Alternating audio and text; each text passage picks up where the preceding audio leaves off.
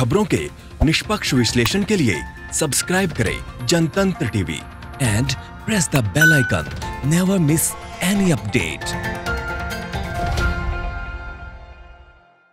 और महाराष्ट्र विधान परिषद चुनाव के लिए कांग्रेस ने 2 उम्मीदवारों को मैदान में उतारकर सूबे के मुख्यमंत्री उद्धव ठाकरे का सिरदर्द बढ़ा दिया है। चुनाव में शिवसेना ने उद्धव ठाकरे और नीलम गौरे को मैदान में उतारा है। नीलम गौरे फिलहाल महाराष्ट्र विधान परिषद के उपाध्यक्ष है। एनसीपी भी 2 सीटों पर अपने उम्मीदवार उतारने की तैयारी कर रही है।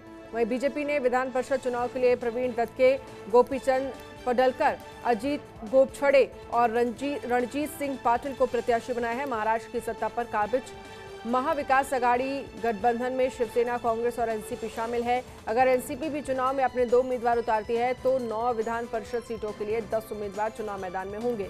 इससे उद्धव ठाकरे के निर्विरोध चुने जाने के अरमानों पर पानी फिर जाएगा। महाराष्ट्र में 9 विधान परिषद सीटों पर 21 मई को चुनाव होने हैं। इस चुनाव के लिए महाराष्ट्र विधानसभा के 288 सदस्य निर्वाचक मंडल का काम करेंगे, यानी वोट देंगे। उद्धव ठाकरे ने महाराष्ट्र के मुख्यमंत्री के रूप में 28 नवंबर को शपथ ली। उन्होंने शिवसेना, एनसीपी और कांग्रेस के महाविकास आघाड़ी के प्रमुख के तौर पर मुख्यमंत्री पद की शपथ ली थी। संविधान के मुताबिक अगर कोई विधानमंडल का सदस्य नहीं है और मुख्यमंत्री पद की शपथ लेता है तो उसको 6 महीने के अंदर विधानमंडल के किसी भी सदन की सदस्यता लेनी होती है। ऐसा नहीं करने पर मुख्यमंत्री की कुर्सी चली जाती है।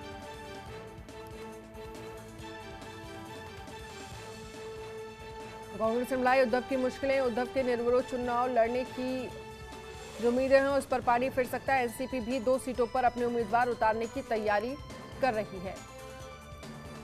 महाराष्ट्र में विधान परिषद की 9 सीटों पर 21 मई को चुनाव होने हैं। महाराष्ट्र विधान परिषद चुनाव में कांग्रेस ने उतारे 2 प्रत्याशी।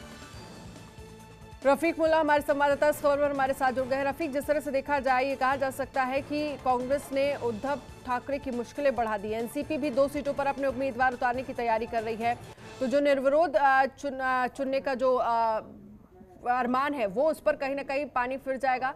क्या चुनावी समीकरण क्या बैठेगा इससे? देखिए अनन्या, स्थिति ये है कि जो 9 सदस्य चुनने हैं और उसमें जो मतों का गणित है वो 29 सदस्य आते एक उम्मीदवार के लिए।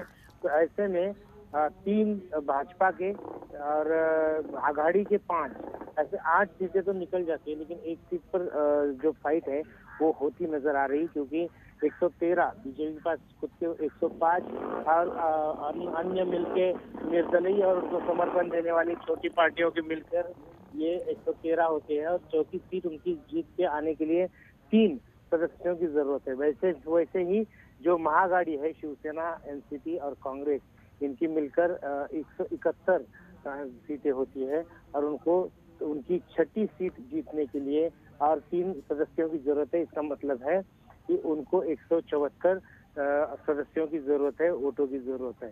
तो दोनों को भी 3 सदस्य अगर मिलते हैं तो उनकी एक सीट ज्यादा चुन के आ सकती है। भाजपा ने 4 प्रत्याशी उतारे हैं, कांग्रेस 1 उतारना चाहती थी। आघाड़ी का तय हुआ था कि निर्विरोध की जाए, लेकिन कांग्रेस ने 2 सीटें उतारी है।